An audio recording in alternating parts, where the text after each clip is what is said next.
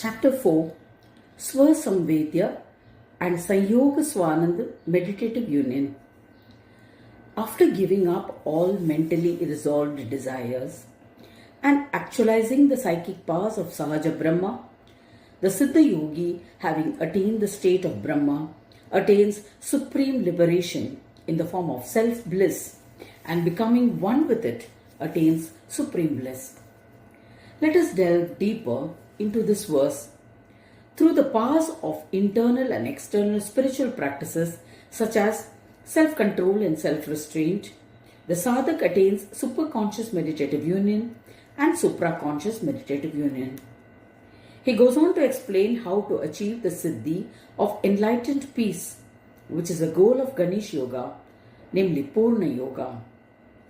Shri Garge Maharshi too speaks about the spiritual practices of self-control and self-restraint as instructed by Shri Gajanana Prabhu to accomplish self-knowing along with strict discipline in food and sleep, keeping a check on the mind's tendencies through contemplation and reducing its taste for material enjoyments by constantly pricking it with the intellect's strength. He also writes about the obstacles in one's practice, such as laziness if one remains awake for prolonged periods and the possibility of being afflicted by diseases. This is the reason for restrictions on food and wakefulness. In brief, if the mind is kept under control and one maintains a close watch over the sense organs, then with the help of an attentive intellect, one can control desires and tendencies. In short, thoughts of sensual pleasures should not at all be allowed to find place in one's mind. Through contemplation on the Atman and with the practice of strict discipline, one should slowly bring this into one's routine because the mind is very restless and uncontrollable. It will not suddenly come under one's control. So for a sadhak, the most important thing is determination. The body and everything else is temporary. It has no connection to the essence of the Atman, which we actually are.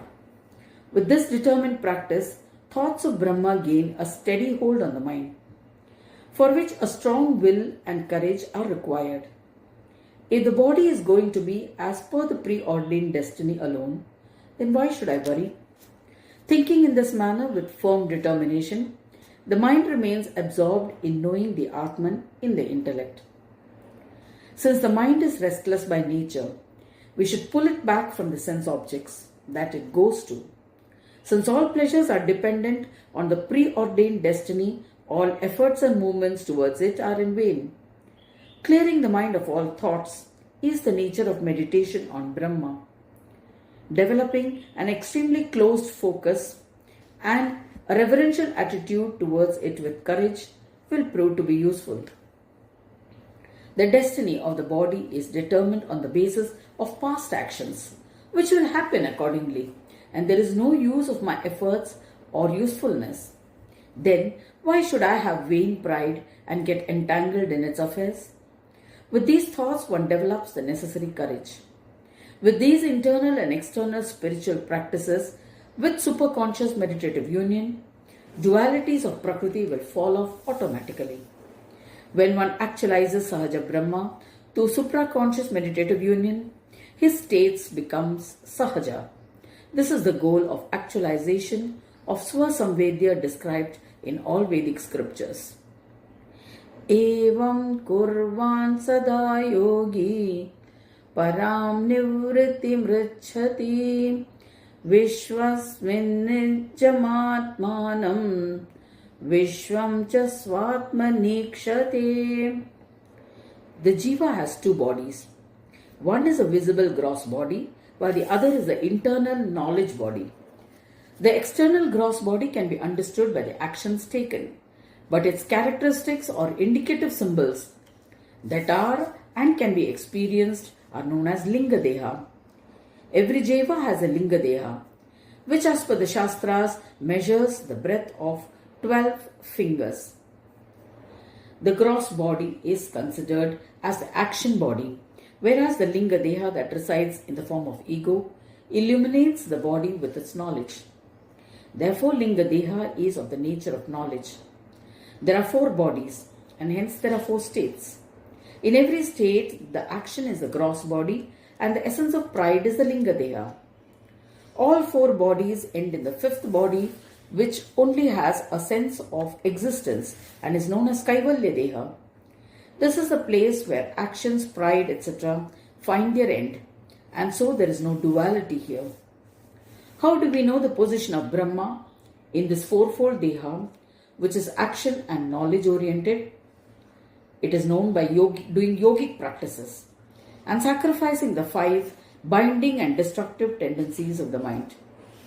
With purification of gross body through self-restraint and the Linga Deha through self-control, the internal body and the mind of the sadhak becomes absolutely taintless.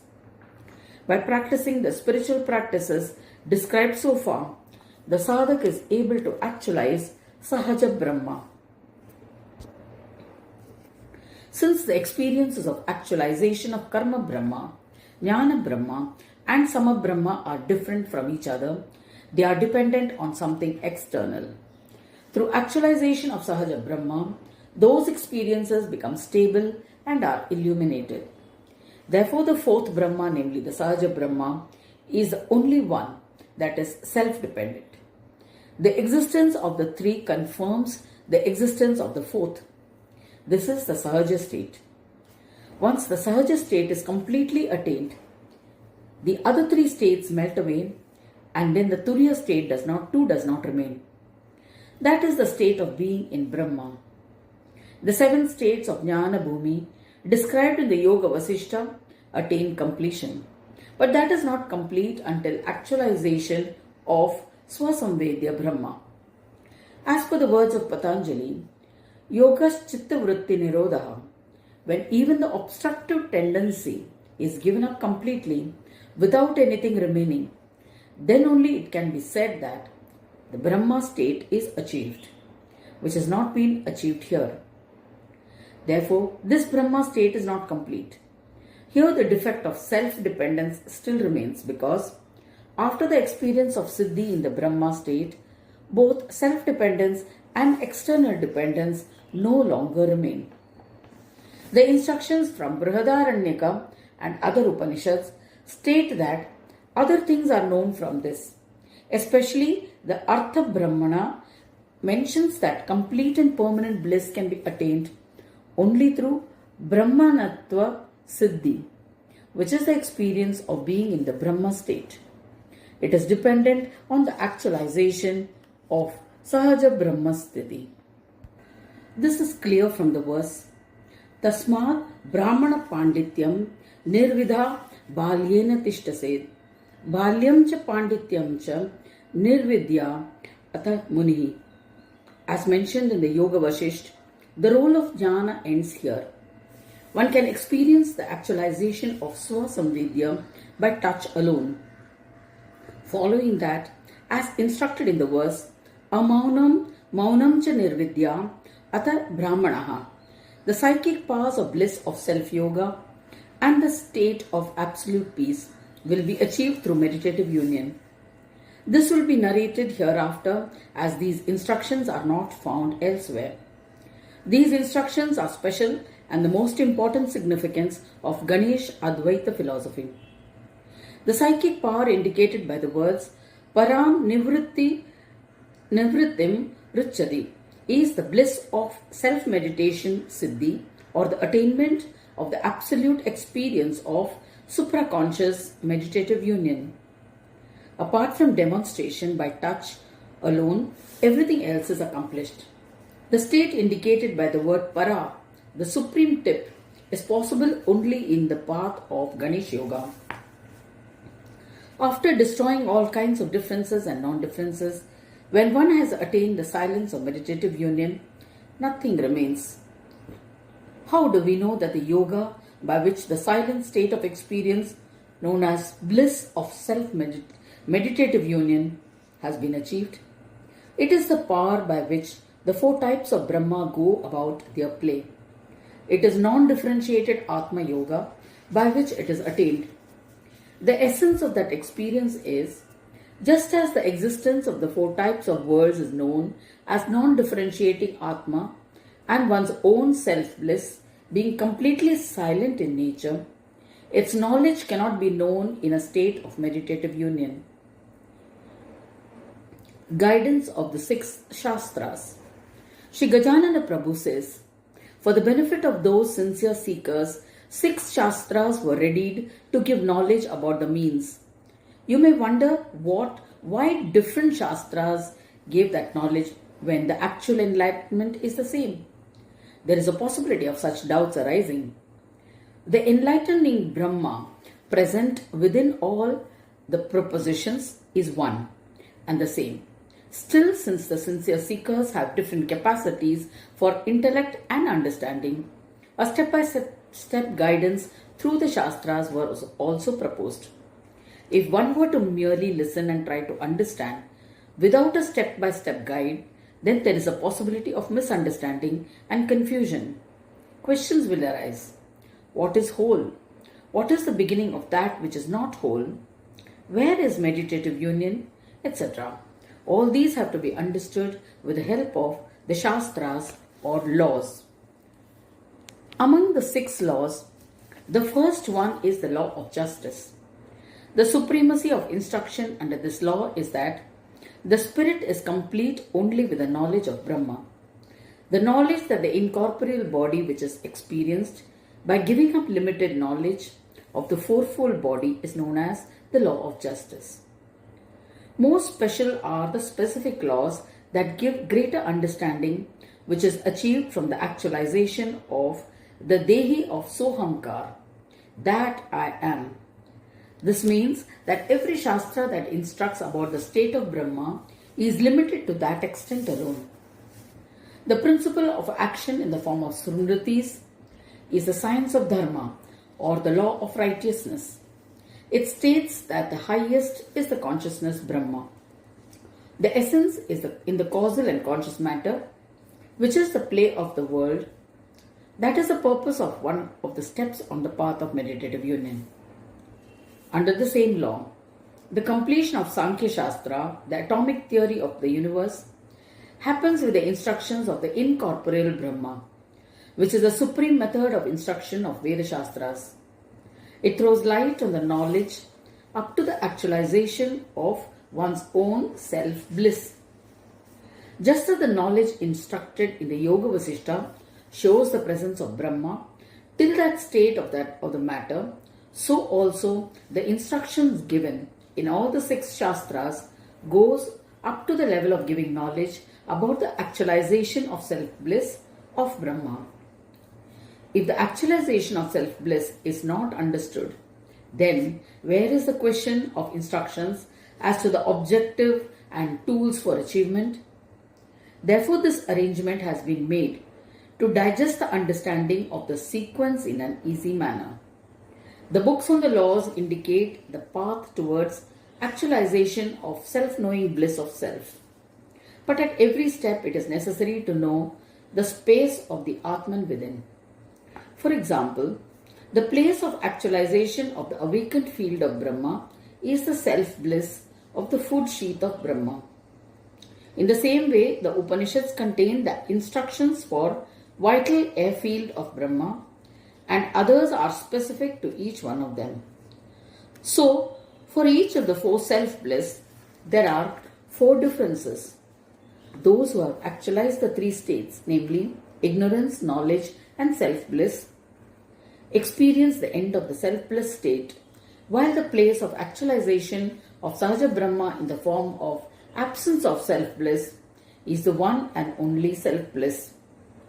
This is the union of all forms of total self-knowing, self-bliss, and is the real self-bliss.